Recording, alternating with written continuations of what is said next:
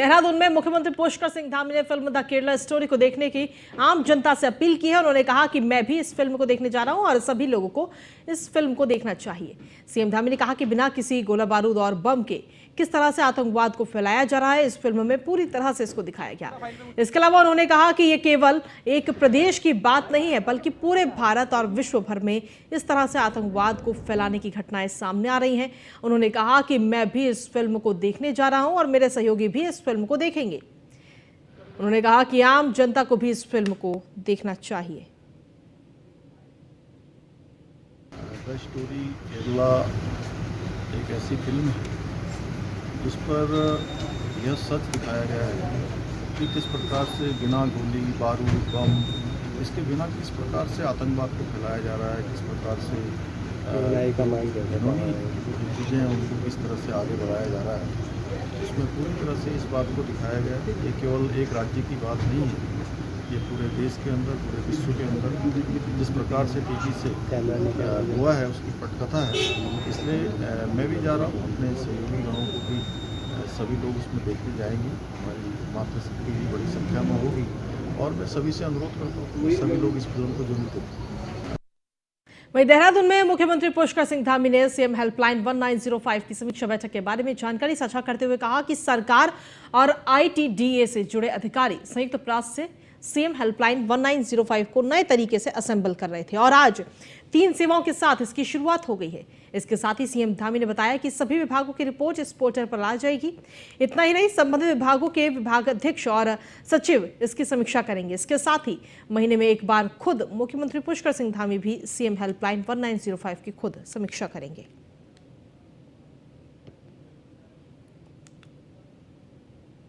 पिछले काफ़ी दिनों से हम लोग इसके लिए लगातार प्रयास कर रहे थे और हमारे विभाग भी और आईटीडीए डिपार्टमेंट भी 1905 जो कि सीएम हेल्पलाइन है, उस हेल्पलाइन को नए तरीके से उसका असेंबल कर रहे थे और आज उसका 3 सेवाओं के साथ आज काम शुरू हो गया है।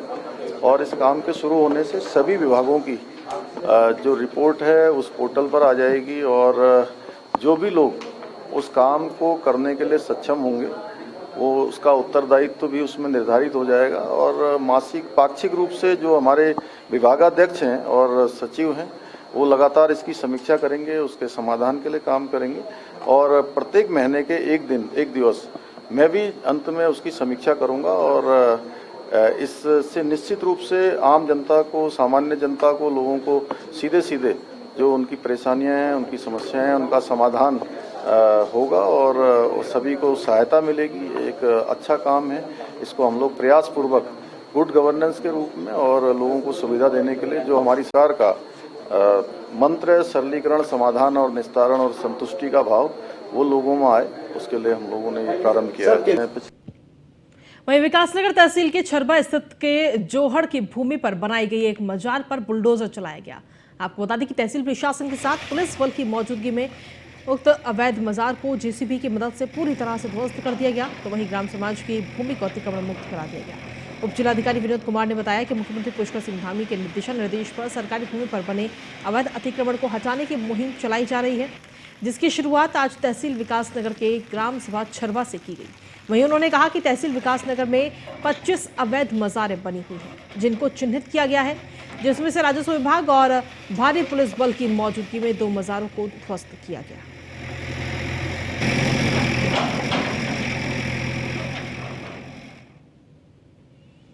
देहरादून में वन भूमि पर किए गए अतिक्रमण को हटाने की कार्रवाई लगातार जारी है, जहां वन मंत्री सुबोध उनियाल ने अतिक्रमण को हटाए जाने को लेकर कहा कि किसी धर्म विशेष की इसमें कोई बात नहीं है और इससे माहौल खराब होता है। उन्होंने कहा कि मुख्यमंत्री के निर्देश के बाद परीक्षण कराया जा रहा है कि वन भूमि पर 1980 से पहले कितने निर्माण कार्य हुए और उसके बाद के कौन से निर्माण कार्य हैं। सरकार ने साफ किया है कि सन 1980 के बाद बने निर्माणों को हटाया जा रहा है।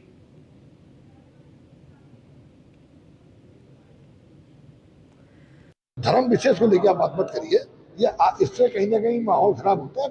कोई भी धार्मिक प्रतिष्ठान अगर वन भूमि में अतिक्रमण से बनाएगा तो उसको हटाने के लिए आदेश दिए जा चुके हैं और परीक्षण किया जा रहा है कि 1980 के पूर्व के कौन है, उसके बाद तदनुसार कार्रवाई की जाएगी। और ये अभियान आगे भी ये उम्मीद करें चलता रहेगा इस तरह से? निश्चित चलता रहेगा, क्योंकि वन भूमि में अतिक्रमण को रोकने के लिए अभियान को एक दिन का नहीं होता। अभी अगर आज हमने सारे अतिक्रमण हटा दिया, कल दूसरा कोई अतिक्रमण करने आ गया, तो लिहाजा ये एक निरंतर प्रक्रिया है, कब्जा नहीं होने दी। वहीं अल्मोड़ा पहुंचे प्रांतीय कार्यकर्ताओं ने बजरंग दल का गठन किया और इस दौरान प्रांतीय उपाध्यक्ष कृष्णा कांडपाल ने कहा कि राष्ट्रीय बजरंग दल पूरी तरह हिंदुत्व को लेकर काम करता है और आने वाले समय में समाज की हर बुराई के लिए लड़ाई भी लड़ेगा।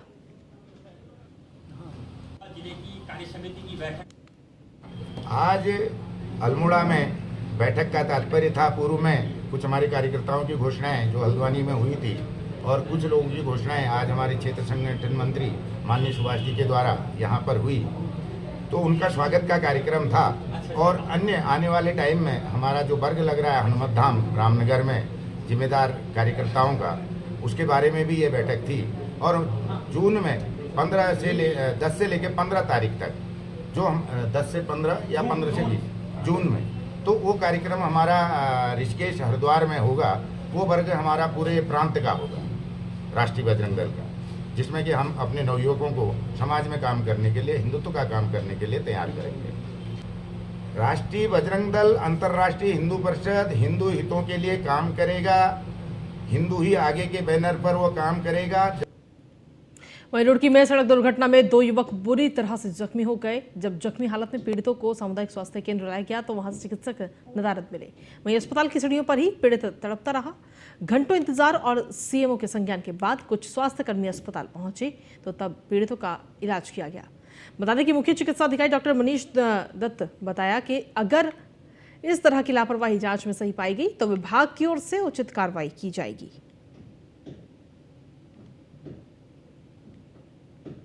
आर्सन का है, लेकिन मुझे ऐसा लगता नहीं अब किस कारण से है। वो मैंने वहाँ के अधीक्षक को भी बोला है, तो अब कह नहीं सकते उसमें कितनी सच्चाई है, क्या है। डेफिनेटली वो मेरे पास फोटोग्राफ आया, लेकिन मुझे समझ नहीं आ रहा कोई आदमी अगर हॉस्पिटल जा रहा है तो इमरजेंसी जो खुली हुई है जिसमें बिस्तर लगे हैं वहाँ क्यों नहीं लेट रहा, वो क्यों सीढ़ी पे लेटा है। तो इसको मैं दिखवा रहा हूँ, आप निश्चिंत रहिए, इस तरह की रिपीटिशन नहीं होगा और ये होना भी नहीं चाहिए। मैं तो समझता हूँ जो मरीज को लेके जा रहा है उसे भी इतनी तो एक रखना चाहिए कि आप किसी को सीढ़ी पे क्यों लिटा रहे हो जबकि वहाँ बेड्स अवेलेबल हैं।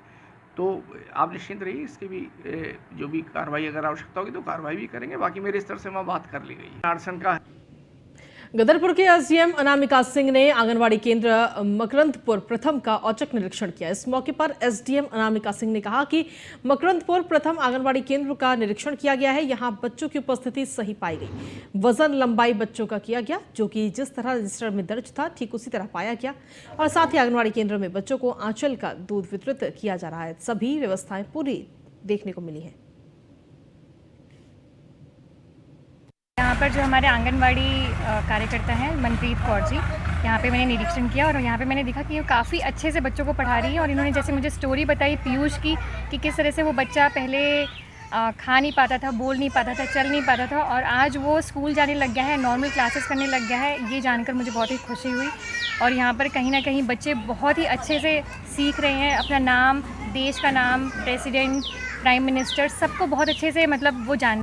8:45 बजे हमारे केंद्र पर उपस्थित हुई और उन्होंने हमारे सभी बच्चों से सवाल जवाब किए, उन्होंने भावगीत सुने, उन्होंने सामान्य ज्ञान की बातें सुनी, उन्होंने सामान्य साफ सफाई देखी और बच्चों से उन्होंने सारी गतिविधियां भी कराकर देखी और उन्हें बहुत अच्छा लगा। और उन्होंने हमारी पोषण वाटिका भी देखी और उन्हें पोषण वाटिका में उन्होंने लौकी फलती हुई देखी और उन्होंने फल फूल के पेड़ भी देखे और उन्होंने पोल्ट्री फार्म भी देखे। लक्सर कोतवाली क्षेत्र स्थित जौनपुर रोड से एक ऐसे अभियुक्त को गिरफ्तार कर लिया गया है जिसके पास से 12.5 ग्राम अवैध स्मैक, एक इलेक्ट्रॉनिक तराजू और 3,650 रुपए की नकदी सहित मोबाइल फोन तक बरामद किया गया।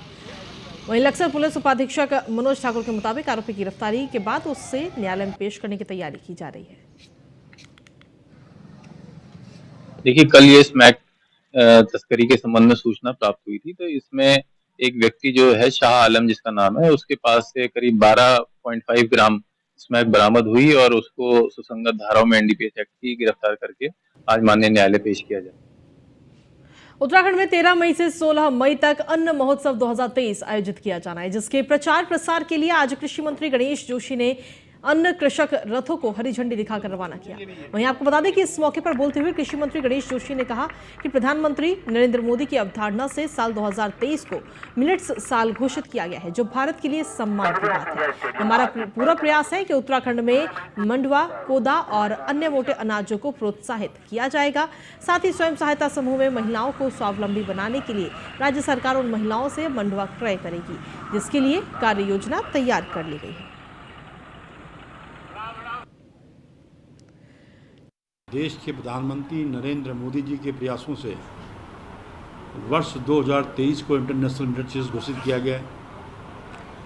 यह यूएनओ के अंदर मोदी जी ने प्रस्ताव रखा तो 72 देशों ने इसका समर्थन किया था और इसकी शुरुआत 18 मार्च को दिल्ली में पूसा से हुई, जिसमें 140 देश के डेलीगेट्स वहाँ पर थे। कृषि मंत्री होने के नाते मुझे भी प्रतिभाग करने का मौका मिला और आज हमारी सरकार भी मिलेट्स के लिए अपना मिलेट्स मिशन हमने बनाया है। 83 करोड़ रुपए की व्यवस्था हमने बजट के अंदर की है। उत्तराखंड पहला राज्य है जिसमें मंडवे का MSP 35 रुपये 78 पैसे घोषित किया गया है। मैं आभार करना चाहता हूँ माननीय प्रधानमंत्री जी का, जो राष्ट्रीय खाद्य सुरक्षा में हम 5 किलो फ्री राशन देते हैं देश के। वहीं लक्सर में निवासी और भारतीय किसान यूनियन पटेल गुट के राष्ट्रीय अध्यक्ष चौधरी कीरत सिंह ने बीजेपी की सदस्यता ग्रहण करने के बाद मीडिया से बातचीत की, जहां चौधरी कीरत सिंह ने कहा कि बीजेपी में उनके साथ पार्टी की सदस्यता ग्रहण करने वाले बीएसपी के चौधरी राजेंद्र सिंह से उनका साथ बेहद पुराना रहा है। साथ ही उन्होंने कहा कि ऐसे में किसान हित में उनके द्वारा सत्ता पक्ष के रूप में बीजेपी में अन्य दिग्गजों के साथ सदस्यता ग्रहण की गई है। उन्होंने कहा कि उनके द्वारा बिना किसी शर्त और वादे के अलावा बिना पद प्रतिष्ठा और लालच के बीजेपी में सदस्यता ग्रहण की गई। लोकसभा चुनाव की तो चलो अलग बात रही, जैसे चौधरी राजेंद्र सिंह का मेरा इकट्ठा साथ रहा है। उनका बीजेपी में जाने को मन था, पता नहीं क्या बात थी, पार्टी से बीएसपी पार्टी से कोई मन उग गया था उनका, क्या बात थी। मैं तो किसान यूनियन का राष्ट्रीय अध्यक्ष हूँ और राष्ट्रीय अध्यक्ष होते हुए एक जगह परेशानी हो रही थी। अब कोई भी काम अगर हो, किसानों का हो या किसी भी चीज का हो, उसमें थोड़ी परेशानी होती जब एक तालमेल हो, चाहे पार्टी का हो, जैसा सत्ता पक्ष की पार्टी है बीजेपी पार्टी। तो इसी वजह से मैंने पार्टी चौधरी राजेंद्र सिंह के साथ में ज्वाइन की। ज्वाइन करने के साथ में मैं सोचता हूँ जितनी भी किसानों की समस्याएं हैं या इलाके की समस्याएं हैं वह पूरी करूं और उन पर खरा उतरूं। भारतीय किसान यूनियन मेरी जू की तुर है। वहीं रुद्रप्रयाग में केदारनाथ धाम में एक बार फिर से बर्फबारी का दौर शुरू हो गया है। बर्फबारी के कारण धाम में दोपहर बाद हेली सेवाओं का संचालन भी ठप रहा। हालांकि बर्फबारी के बावजूद भी बाबा केदार के भक्त दर्शनों के लिए लंबी लाइनों में लगे रहे। मौसम विभाग ने आज और भी धाम में मौसम खराब रहने की चेतावनी दी है। तो वहीं जिलाधिकारी मयूर दीक्षित ने बताया कि मौसम लगातार बिगड़ रहा है, बावजूद इसके धाम में व्यवस्थाएं सुधारी जा रही हैं। केदारनाथ धाम से लेकर बेस कैंप तक वर्तमान समय में 8 से 10 हजार के बीच लोगों के लिए रहने और खाने की समुचित व्यवस्था की गई है। देखिए, केदारनाथ धाम में टेंट जीएमवीएन के द्वारा जो लगाए गए उसमें करीबन 3000 लोग अभी विश्राम कर सकते हैं। उसके अतिरिक्त प्राइवेट लोगों ने भी टेंट लगाए हैं, उसमें भी करीबन 2500 से 3000 लोग विश्राम कर सकते हैं। और जो हमारी होटल, लॉजेस, धर्मशाला आदि जो अन्य चीज़ें हैं उसमें भी 2500 से 3000 लोग रह सकते हैं। तो कुल मिलाकर अगर आप केदारनाथ से लेकर बेस कैंप तक की बात करें तो 8 से 10 हजार लोग मैक्सिमम वहाँ पर रह सकते हैं। वहीं देहरादून में विकास समन्वय और निगरानी समिति की बैठक की गई है। वन विभाग के मंथन सभागार में पूर्व केंद्रीय मंत्री डॉक्टर रमेश पोखरियाल निशंक की अध्यक्षता में ये बैठक हुई। इस दौरान सड़क चौड़ीकरण और नालों के अधूरे निर्माण पर नाराजगी जताते हुए सांसद निशंक ने अफसरों पर मुकदमा दर्ज कराने की चेतावनी दी। वहीं सांसद निशंक ने ऊर्जा निगम के अधिकारियों को बिजली लाइन तत्काल शिफ्ट करने और लोनिवी को 2 सप्ताह के भीतर सड़क सुधारीकरण के निर्देश दिए। साथ ही उन्होंने कहा कि तय समय पर काम पूरा नहीं हुआ तो संबंधित अफसरों पर FIR दर्ज कराएं। बैठक होती है, इसमें लगभग 33-34 विभाग होते हैं, सबकी समीक्षा होती है। मुझे खुशी है कि जैसा कि जो पिछली बैठक हमारी हुई थी उसमें वर्तमान में जो हमने पिछली बार समीक्षा की थी बहुत अच्छे रिजल्ट आए हैं। हम इस जिले के बाद क्षेत्र में एक मॉडल जिला बनाने की ओर बढ़ रहे हैं। NHI ये भी बहुत अच्छा काम कर रहा है। देहरादून में चाहे वो रिंग रोड का हो और चाहे ओवर फ्लाई ओवर का हो और चाहे मसूरी के अंदर ये जो अंदर वो टनल बनेगी 4.5 किलोमीटर। वहीं रायवाला थाना पुलिस ने 86 ग्राम स्मैक सहित 2 नशे के सौदागरों को गिरफ्तार करने में सफलता हासिल की है। आरोपियों को पुलिस ने पूछताछ करने के बाद न्यायालय में पेश किया, जहां कोर्ट के आदेश पर दोनों आरोपियों को पुलिस ने जेल भेज दिया है। आरोपियों की पहचान पप्पू श्रीवास्तव और शहनवाज सिद्दीकी के रूप में हुई है, जो मूल रूप से बरेली उत्तर प्रदेश के रहने वाले हैं। मामले का खुलासा एसएसपी दलीप सिंह कुंवर ने किया। एसएसपी ने बताया कि पूछताछ में आरोपियों ने कई अहम जानकारियां पुलिस को दी।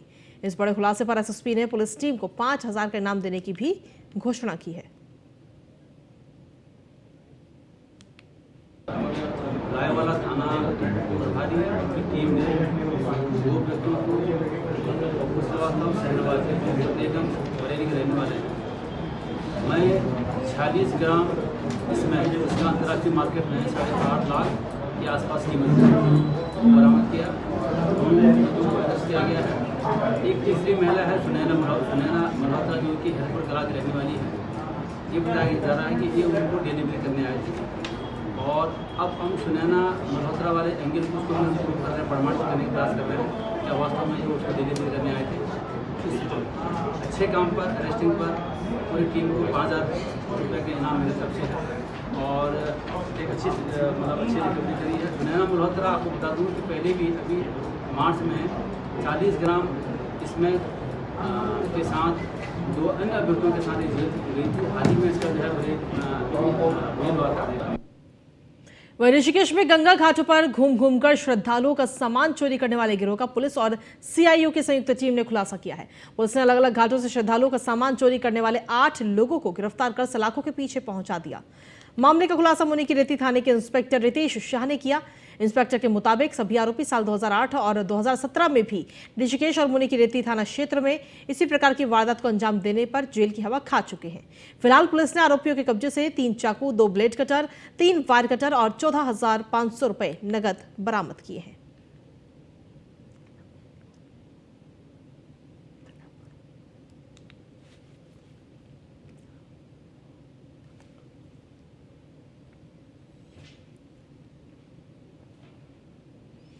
वहीं अभिनेता संजय मिश्रा ऋषिकेश और लक्ष्मण झूला क्षेत्र पहुंचे। उन्होंने सबसे पहले रघुनाथ मंदिर में पूजा अर्चना की, जिसके बाद मां गंगा का दुग्ध अभिषेक किया।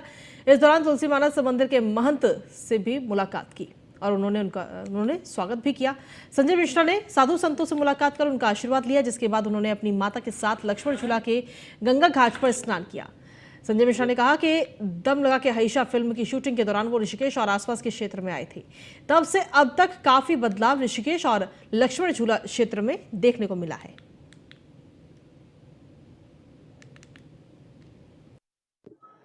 पहले एक बहुत पुराना परिचय रहा है, उसके बाद रिश्ता हो गया है मेरा। मेरा ससुराल है यहाँ ऊपर पिथौरागढ़ डीडी घाट में। ये भूमि हमेशा से मेरे दिल के बड़े करीब रही है, मेरे पिताजी के करीब रही है। और हमेशा क्या होता है, किसी जमीन पर एक शख्स मिल जाता है जो आपको अपना होता है। तो राय साहब, मेरे SK राय साहब मेरे पुराने दोस्त हैं और हमेशा यहाँ मदद करते हैं मेरी। अभी आगामी प्रोजेक्ट क्या चल रहे हैं? कोई उत्तराखंड के लिए आ रहा है प्रोजेक्ट लेके या किस तरह का चल रहा है? एक अभी फिल्म की बात हो रही है, अगर स्पेशली उत्तराखंड की बात करें तो वैसे चल जिंदगी मेरी एक फिल्म अभी आ रही है मई में और कोर्ट। और खबरों का सिलसिला न्यूज इंडिया पर यूं ही लगातार जारी। फिलहाल देवभूमि दिन भर में इतना ही। नमस्कार।